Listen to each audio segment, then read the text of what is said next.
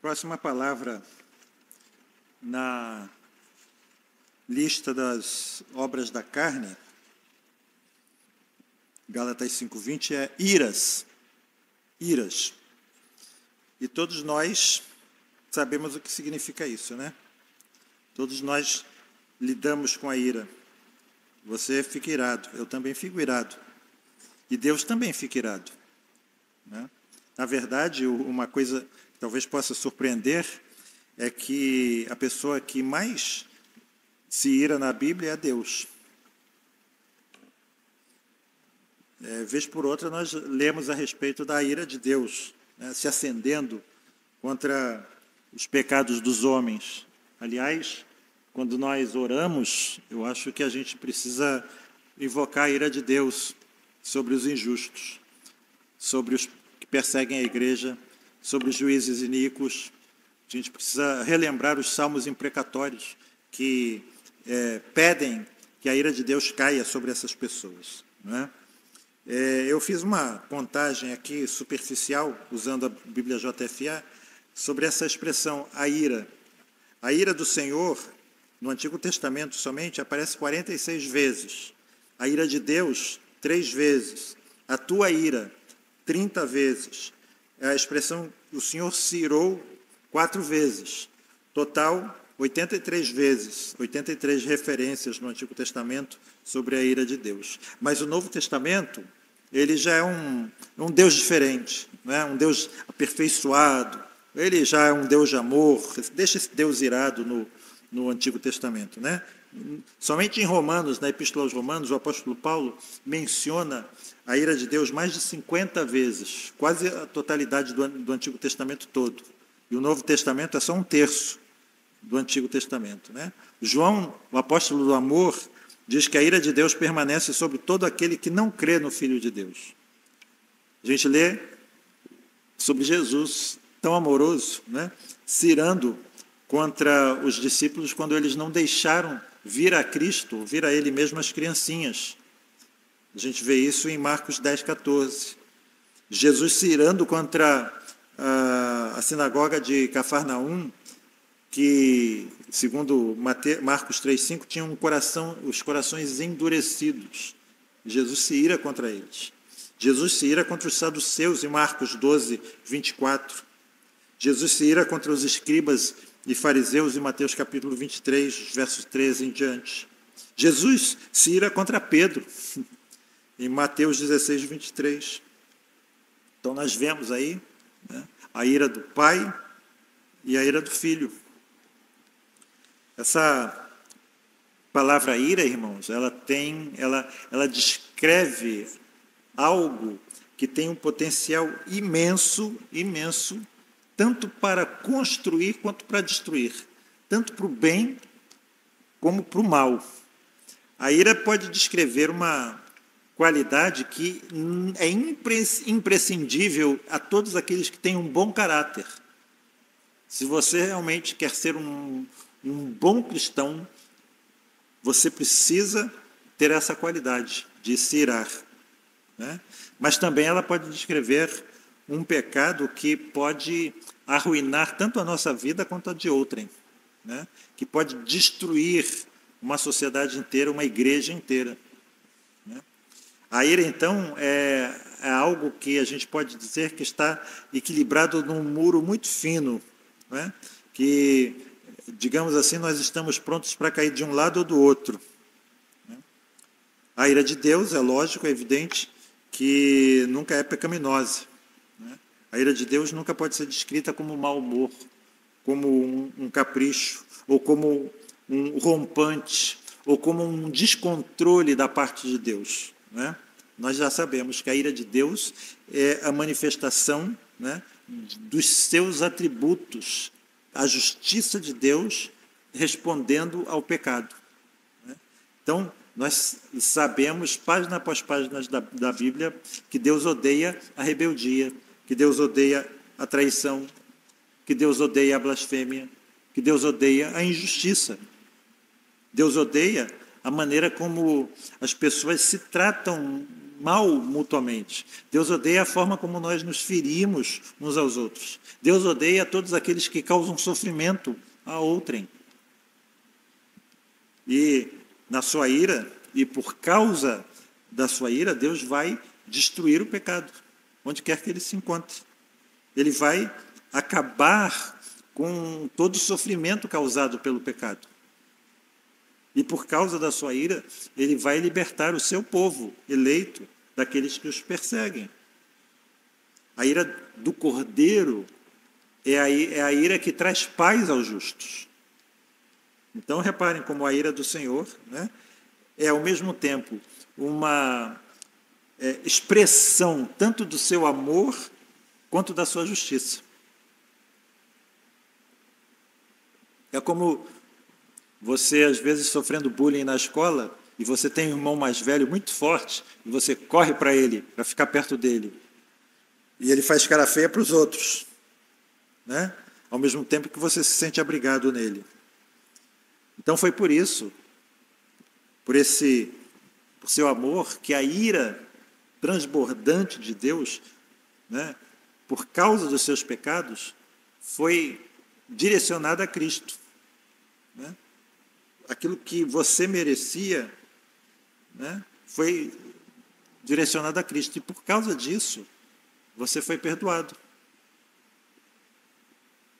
Por outro lado, a Bíblia descreve também a pessoa mais irada na Bíblia. Qual é a pessoa mais irada na Bíblia? Satanás.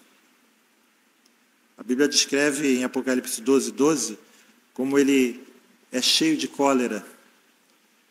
E a ira de Satanás, a gente pode dizer que seria o oposto, entre aspas, o oposto perfeito da ira de Deus, né?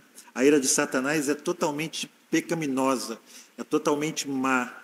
Ela está totalmente a serviço de objetivos pecaminosos. Ela é totalmente errada, é totalmente destruidora.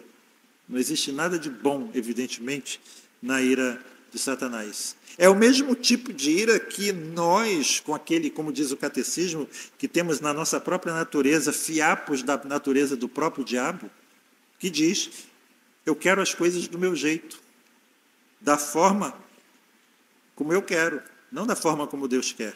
Eu quero da forma como eu quero, do meu jeito, na hora que eu quero. E quando eu não tenho o que eu quero, a minha ira se acende. Então, reparem, irmãos, que a ira pecaminosa, ela tem uma característica essencial.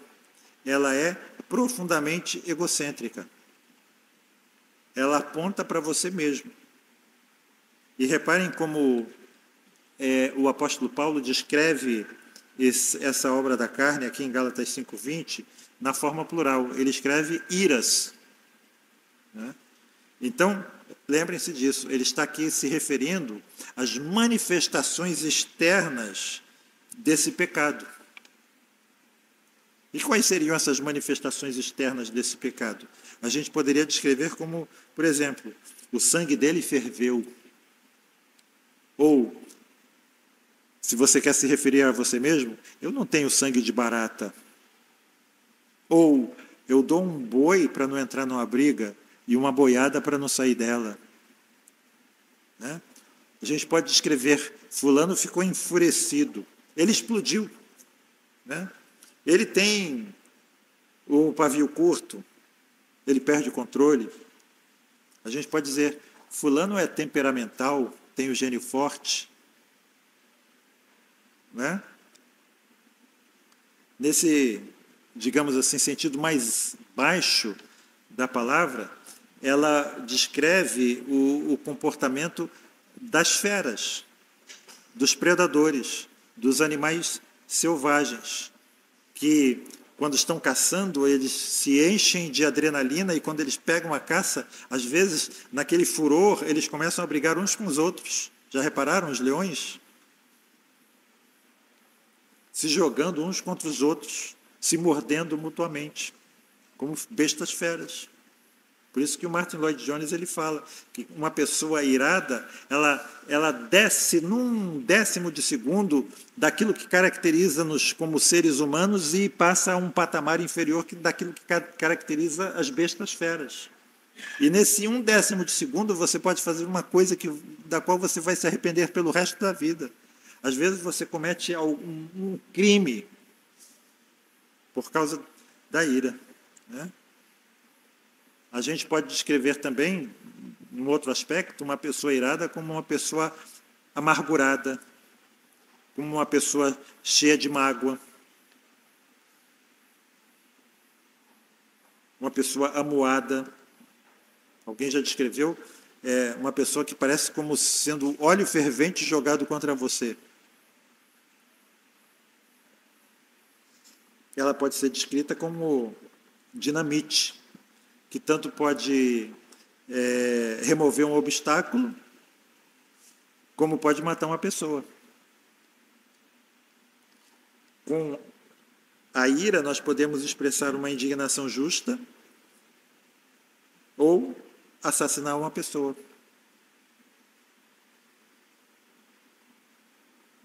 Já compararam a ira também como um cavalo fogoso, um cavalo, né? Já viu aquele puro sangue árabe? Ele precisa ser mantido sob rédeas curtas, ele precisa ser muito bem controlado. A pessoa que o monta precisa ser um exímio jockey, né? Um exímio cavaleiro, porque senão ele sai desembestado e você perde o controle, né? Quem não mantém esse cavalo assim, quem não o controla, né? Invariavelmente ele passa a ser controlado por ele. E a gente pode ver isso com muita clareza na vida de Saul, né? A gente vê a harpa de Davi acalmando Saul, mas logo depois, pouco tempo depois, ele voltava a explodir em ira, vez após vez. E esse, irmãos, é digamos assim, o aspecto mais característico da palavra aqui que o apóstolo Paulo está descrevendo, né? A ira aqui, essa palavra escrita pelo apóstolo Paulo, ela é algo que se manifesta de uma forma violenta. É como uma barragem que se rompe e a torrente desce, impetuosa.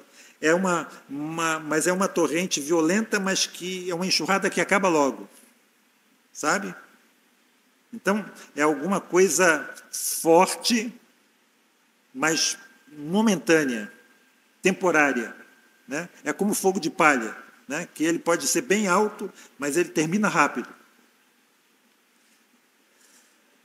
Não é digamos assim, aquele tipo de ira que você vai cozinhando em fogo brando. Não é o que a palavra está descrevendo aqui. Mas é aquela pessoa de mau gênio que explode em palavras, em uma torrente de palavras, ou em uma torrente de ações, mas logo se apaga, né?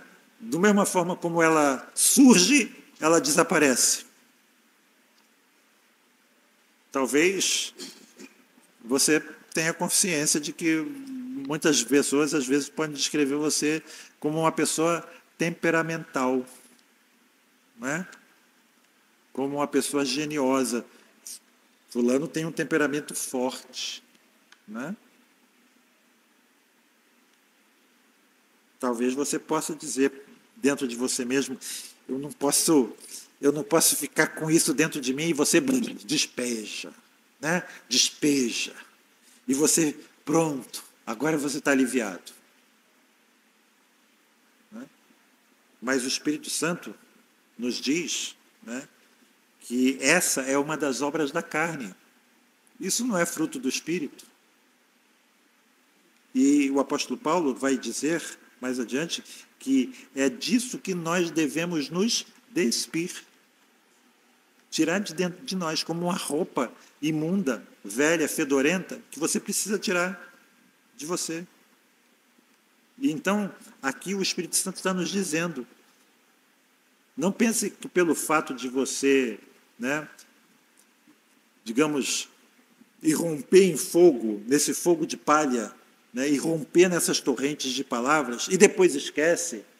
Não pense que as pessoas que você feriu vão esquecer com tanta facilidade com que você esqueceu. Você causou dor. E a gente já sabe do ditado, né? Quem faz, esquece. Mas quem sofre, não esquece. Quem bate, esquece, né? Mas quem apanha, não esquece. A gente, frequentemente, não lembra disso. Justamente porque nós batemos. Mas nós sabemos muito bem quem bateu na gente, né? Como que a gente pode saber, irmãos, que a nossa ira é pecaminosa? É fácil, né? Já falei isso repetidas vezes aqui. Quando ela surge daquela hipersensibilidade que nós temos com relação a nós mesmos, daquela hipervalorização que nós damos aos nossos próprios sentimentos e direitos, né? Quando ela provém de um orgulho ferido, aí ela é uma ira egoísta e pecaminosa. Então, uma coisa que eu queria falar aqui, terminando, e a gente vai continuar na semana que vem. Nós precisamos nos lembrar de que o cristianismo não é nada nem um pouco favorável a esse tipo de desabafo das emoções, a esse despejo descontrolado que muitas vezes nós fazemos ao nosso próximo, né? Vou terminar aqui citando Provérbios 14, 29. O longânimo, o que é longânimo, hein? Longo ânimo. Hã? Longo ânimo, o que é o longânimo? Hã? É o quê?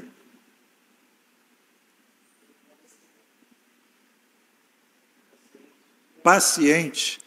Mas que tipo de paciente? A gente precisa ser paciente quando, por exemplo, está lá no consultório médico e o médico já está atrasado 1 hora. Eu não sou. Eu vou embora. Já digo logo. Acho um desrespeito aos meus sentimentos, aos meus direitos. Mas é outro tipo de paciência, porque ali no consultório você pode estar ouvindo uma música boa de fundo, você pode estar lá no seu celular lendo alguma coisa, né? Você está sentado num banco bom, acolchoado, mas o longânimo é aquela pessoa que está passando por uma situação de aflição. Imaginem, por exemplo, o apóstolo Paulo preso a um legionário romano 24 horas por dia, trocando de hora em hora, né? De tantas em tantas horas, está lá agrilhoado a um legionário romano. Já leram sobre isso? Ele é um homem culto, um homem fino, um homem de conversas elevadas, e um legionário romano normalmente é um bruto, né? Então ele está lá ouvindo um boca suja, com assuntos pornográficos, e ele está lá sofrendo aquelas coisas. Ou alguém que gosta de uma música boa, ouvindo um funk, um pancadão com aquelas caixas de som na praia, coisa que vale. E você quer sair dali o mais rápido possível e não pode, né? Ou suportando uma pessoa inconveniente. Isso é ser longânimo. Entendeu? É uma paciência que suporta aquilo que normalmente é insuportável. Então, o longânimo é grande em entendimento, mas o de ânimo precipitado exalta a loucura. Então, irmãos, vamos nos avaliar, né, à luz dessas pequenas coisas que foram ditas aqui, e na semana que vem nós vamos continuar falando sobre a ira e sobre aquilo que o apóstolo Paulo mais adiante vai nos dizer. Irem-se, mas não pequem. Reparem aqui que ele não está dizendo assim, se por acaso você se irar, não peque. Ele está dando uma ordem. Irem-se. É necessário, muitas vezes, que nós nos iremos. Mas quando nós nos irarmos, justamente, não permita que essa ira se degenere em pecado. Vamos estudar um pouquinho mais sobre isso.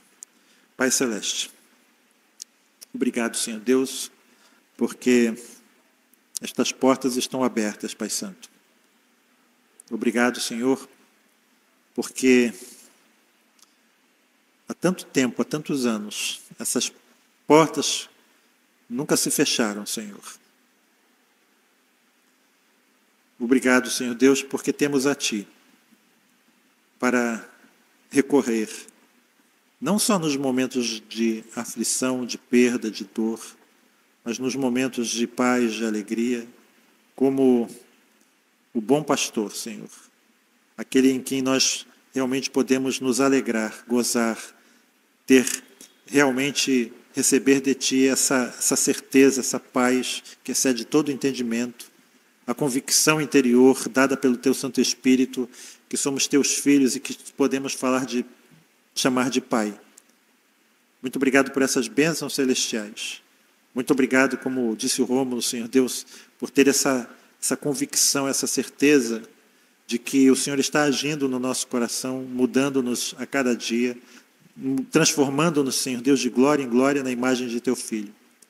Muito obrigado porque muitas vezes não podemos ver, sentir que estamos progredindo, mas quando olhamos para trás, Senhor Deus, nós podemos ver esse rastro, como no navio, Senhor Deus, e que nós podemos perceber que realmente estamos crescendo e percorrendo, Senhor Deus, o caminho que nos está proposto. E assim, Senhor, que possamos conseguir a cada dia prosseguir na nossa jornada, correndo em direção ao autor e consumador da fé e nos desembaraçando de todo o peso e destes pecados, Senhor Deus, que tenazmente nos assediam, Senhor. Muito obrigado, Senhor, porque no poder do Teu Santo Espírito nós somos vitoriosos, mais do que vencedores, Senhor Deus. Muito obrigado, Senhor Deus, porque é no poder do Teu Santo Espírito que nós podemos vencer a nossa natureza velha, pervertida e pecaminosa, Senhor Deus, e nos despojar de tudo aquilo que é velho, o velho homem, que conduz, Senhor Deus, à morte e à dissolução, e nos revestir do novo homem, Senhor Deus, criado em retidão e justiça por Ti mesmo. Muito obrigado, Pai. Leva-nos em paz para os nossos lares. Como era no princípio, e hoje para sempre.